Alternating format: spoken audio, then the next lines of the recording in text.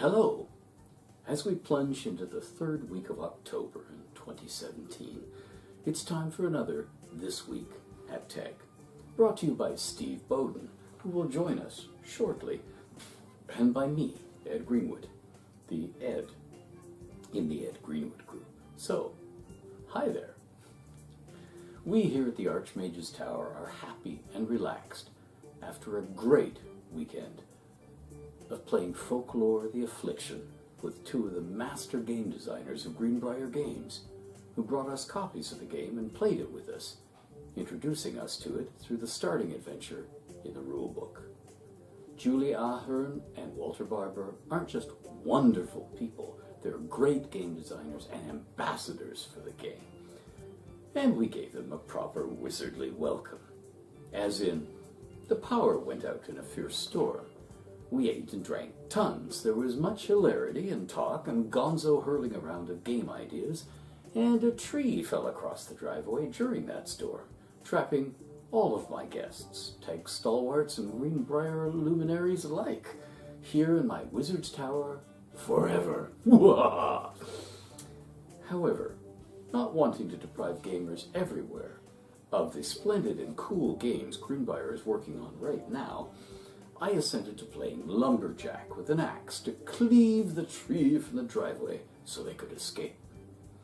We took turns hewing and chopping by the light of cell phones in the dark, dark night. And escape everyone eventually did, but not before Julie and Walter shared Folklore, the Affliction with us. And it is both a great playing game and a gorgeous one. Take a peek at the unboxing of Folklore. This is just a teaser. We'll post the entire video later this week. And when our little peek ends, poof! By the power of my archmagely magic, Steve Bowden and his chair will be right beside me. If he's lucky, he'll be sitting in the chair right side up. But enough of magical mishaps. Take a look at the gorgeousness that is Folklore, the Affliction.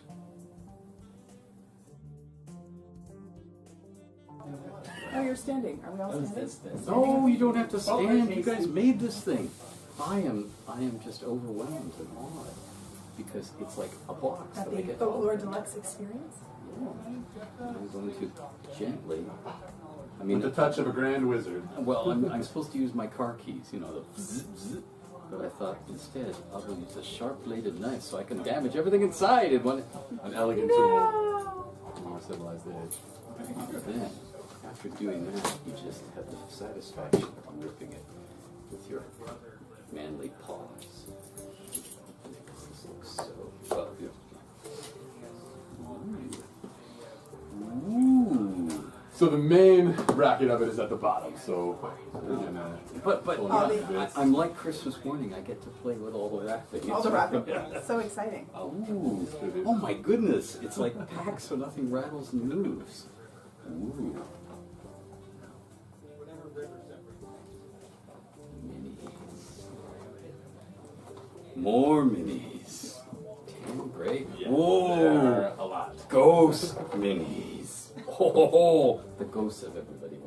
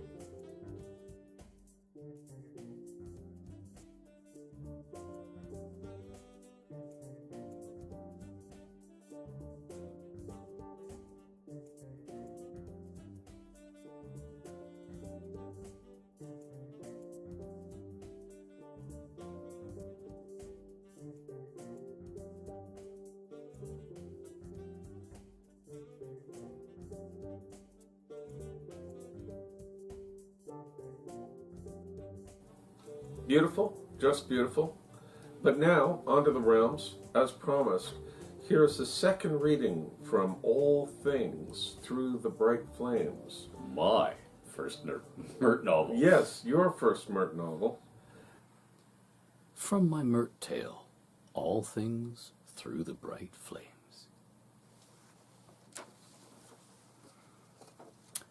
Well, the alleyway hadn't changed much.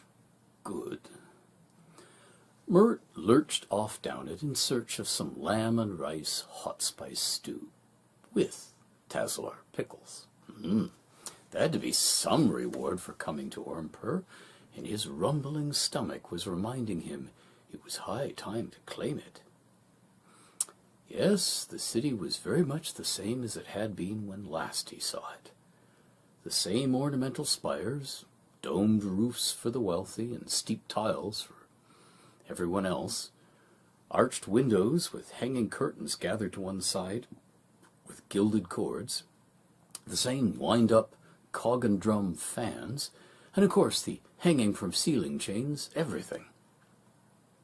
There were new fashions, of course, side-slit to the hip, ankle-length gowns for the woman, and right-shoulder-only half-cloaks for the men. And less of an all-lands mix, more local folk. It seemed quieter, less crowded, as if the populace was dwindling rather than growing. Still, it was good to be here, in harness again. 2 months back, he'd admitted it to himself. Tall glass in hand, velvet-skinned play-pretties wrapped purringly around him in an anonymous upstairs Castle Ward fest hall that omitted the hall and loud festivities in favor of uninterrupted bedtime. He'd faced not just spectacular unclad anatomy, but the fact that he was increasingly bored by life in Waterdeep. This new Waterdeep, the one without Asper and all the friends and unfriends he'd known. Not to mention irritated. He was a lord of Waterdeep, the most senior lord, gods take all. Yet no one but Laeral seemed to want to treat him as one. Other lords stopped talking among themselves when he approached. They habitually forgot to include him in discussions, and he never got invited to their revels. So, when Laeral had asked him one rainy, harbor mist-shrouded night if he'd undertake a sensitive assignment for her, he'd eagerly accepted, almost before hearing what it entailed. Wherefore, here he was, sent from Waterdeep to investigate gangs in the city of Saffron who'd been corrupting various hard-up Waterdavian nobles by outright buying their loyalties. Which was, nothing at all new, but what was new was what the gangs wanted those high-noses to cooperate in, spreading the Xanathar's drug trade by getting more Waterdavians and Outlander guests at the High House's feasts and revels hooked on new and expensive drugs. And the Beholder Crime Lord was already a real problem for Laeral. Mert liked Laeral a lot, and respected her, too. In most ways, she was a much better open lord than stiff-necked, clean-nosed Pyrgirin had been. He didn't mind aiding her at all. And not only would success in this mission make the Deep a better place, doing this let him return to the life he loved the most, being a wayfaring, sly old dog of a merchant. Not only that, it came with a seemingly unlimited expense account from the open lord. Perhaps he could trade in some shiploads of Nithair on the side, and occasional aid from one or another of her infamous silver-haired sisters. Illustrial, legendary for her love of companionship, had already dropped in on him several times. During her first visit, she'd kept her gown on, but she had teasingly warned him, "Don't misbehave now, I'll be watching." Mert had rolled his eyes and asked gruffly, "Was ever a man so hag-ridden?" At that, Illustrial had cocked a shapely eyebrow. Aye, even her eyebrows were shapely, Ridden? I don't happen to recall riding you, old wolf, but if you insist. Just remembering the not-so-little flirtation that had followed made him smile. As he reached a moot with another alley, and a distant, elusive scent of hot food rose above the ever-present reek of Nether. Coming from that way, so he went that way. Just whereabouts ahead might some decent hot spice stew be, and drink to wash it down with? His stomach rumbled again. Tail's Faith was the foremost criminal gang in Ormpur. They controlled the city's ruling lord, Hyaruk Netham Jalandrar. It seemed high souks were a thing of the past here in the city of Saffron, and its Tarlagard, or Watchlord, or head of the watch, Ismar Heragod. And the Thaith had competition, of course. A rival gang, the Dark Wind, headed by one Aneiras Bralak. Bralak and his brawlers, notably a gleefully sadistic murderer by the name of Brol Garlakar, who could shapeshift, kisses the deep, he was going to choke on all of these southern names, was on the rise, and was the source of Waterdeep's problems. About the time Mert had been admitting to himself how bored he was with the deep, this Bralak had started to push the head of the Thaith better through Tailmonder. He'd threatened Tailmonder with an all-out war, unless Tailmonder killed a certain local merchant of dubious ethics, one Alman Uldru. On the face of it, this wasn't a huge request. It seemed no one much liked Uldru, a fat, sweating man who glared sourly at the world from behind a huge walrus mustache. He was a shifty sort, always grimy forehead deep in dozens of intrigues and crooked schemes, aided by his own personal sneak thief, Restag Hormir, whom Leryl's various informants particularly detested, but bought a lot of information from. Bralak wanted Uldru dead because the fat merchant was cutting into the Dark Wind's profits by making saffron price undercutting deals with traders from Shirtalar, which apparently was Bralak's own pet swindle. Tailmonder had refused, in part because he hadn't wanted to give in to Bralak on anything, as he saw any concession he made would just be the first of many Bralak would demand, and in part because the unlikable Uldru was the brother of Tailmonder's mistress, the buxom Shaith Uldru, whom Mert very much wanted to lay eyes on. Anyone Leryl could call buxom and sound impressed doing it was someone this old wolf wanted to see. Leryl's various spies had been busy, for there was a lot more.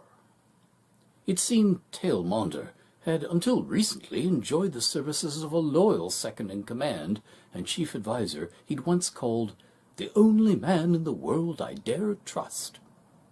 An intelligent, non-violent sort, rare that in a shady work gang, by the name of Tamrol Harris. So this Harris had told Tailmonder to go ahead and do the requested slaying because Uldru was constant trouble and the lazy, greedy Shaith wasn't worth going to war with Bralak over.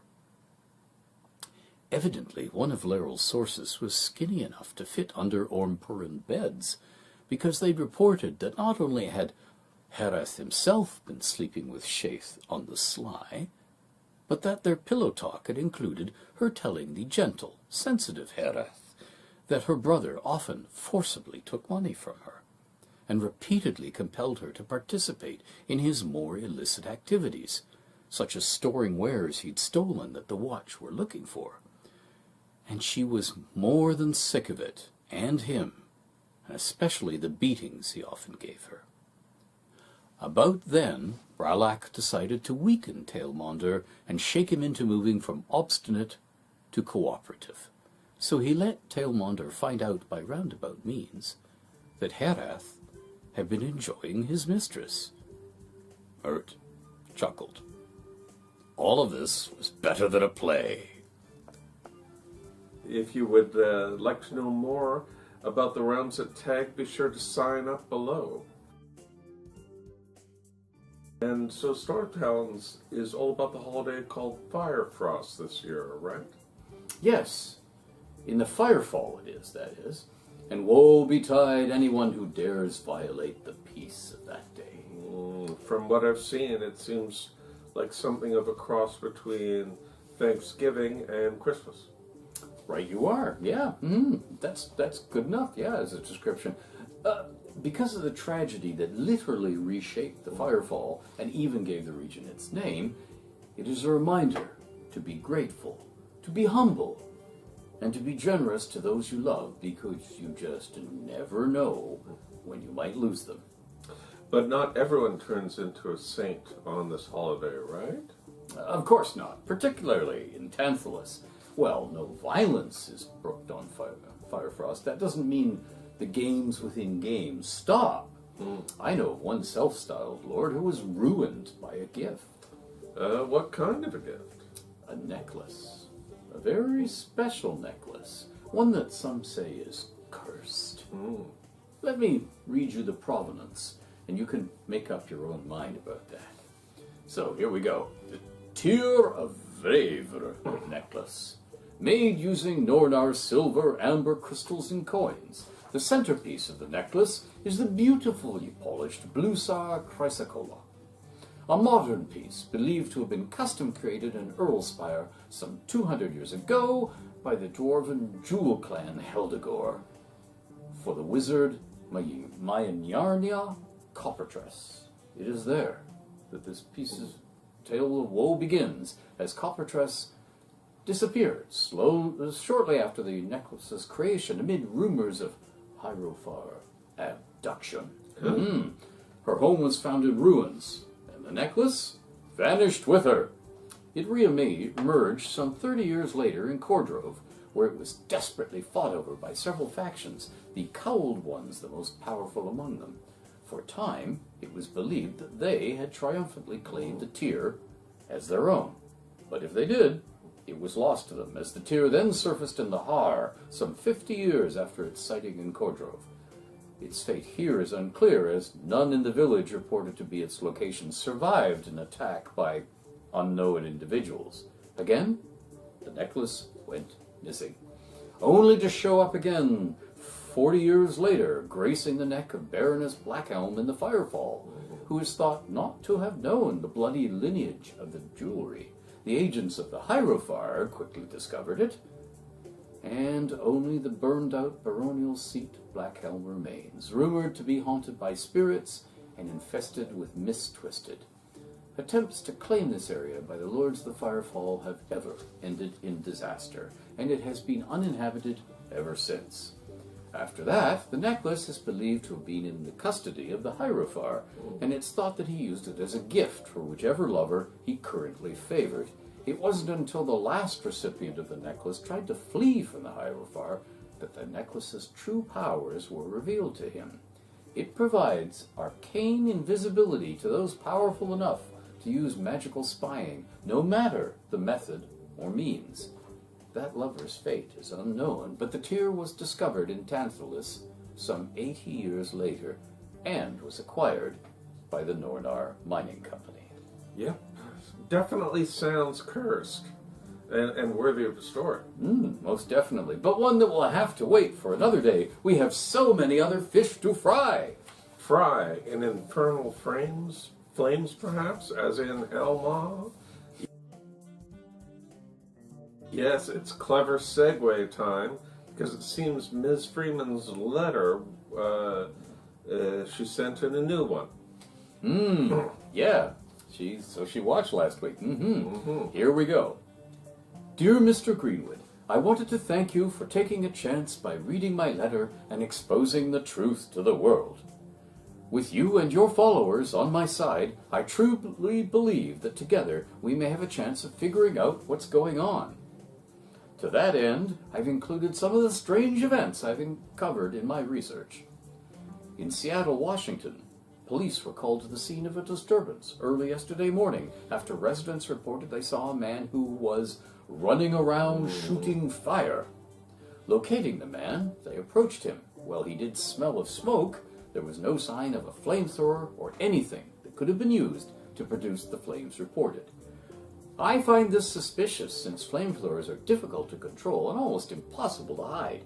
Although the police searched thoroughly, they weren't able to find anything that might have produced a flame other than the man himself.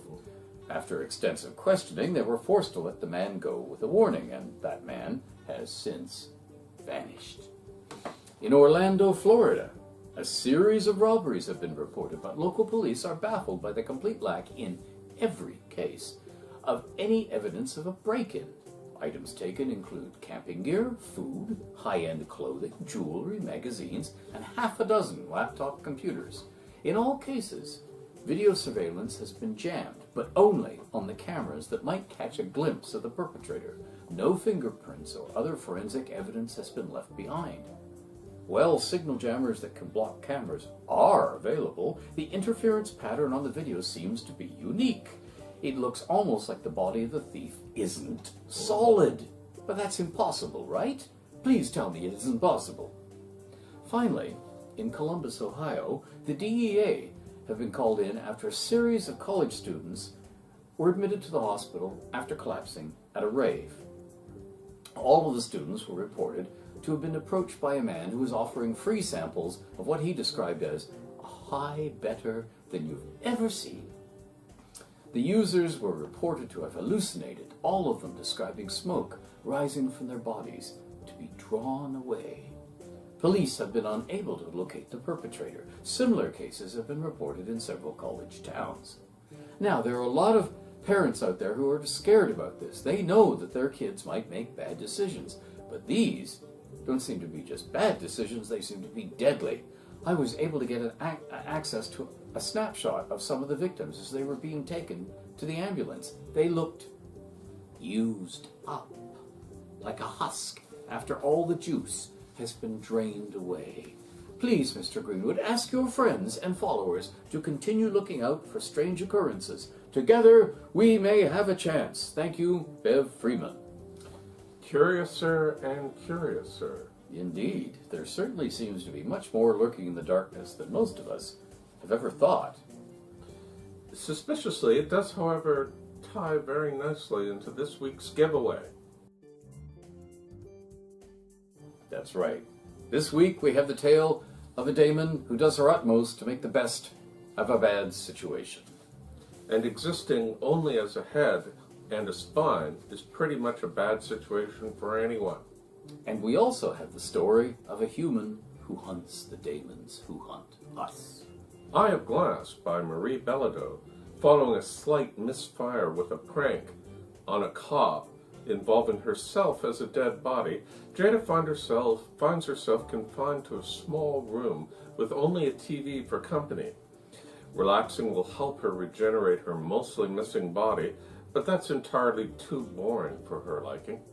Besides, she has better things to do with her time, like becoming a model. But when her guardian and keeper vanishes, Jada has to move quickly to avoid capture and save herself, her guardian, and her new human pets. Regenerating will simply have to wait.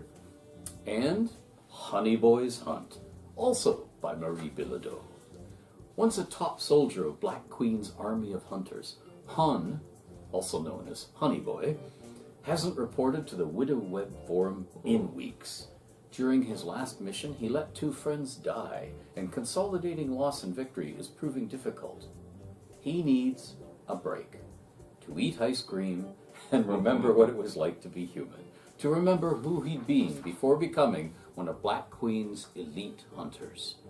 But Rolex, the powerful daemon responsible for the death of Honeyboy's friends, seems to have gone berserk, drawing dangerous attention to himself and hurting some of Honeyboy's fellow forumites. Hun has to get back in the game, guilt and all, or risk losing even more friends. For the hunters of the Widow Web forum, there can be no rest. both perfect stories to get anyone into the Halloween mood. So we'll leave you to enjoy them, and if you haven't already, and say goodbye for now. We'll be back with more news from TEGG next week.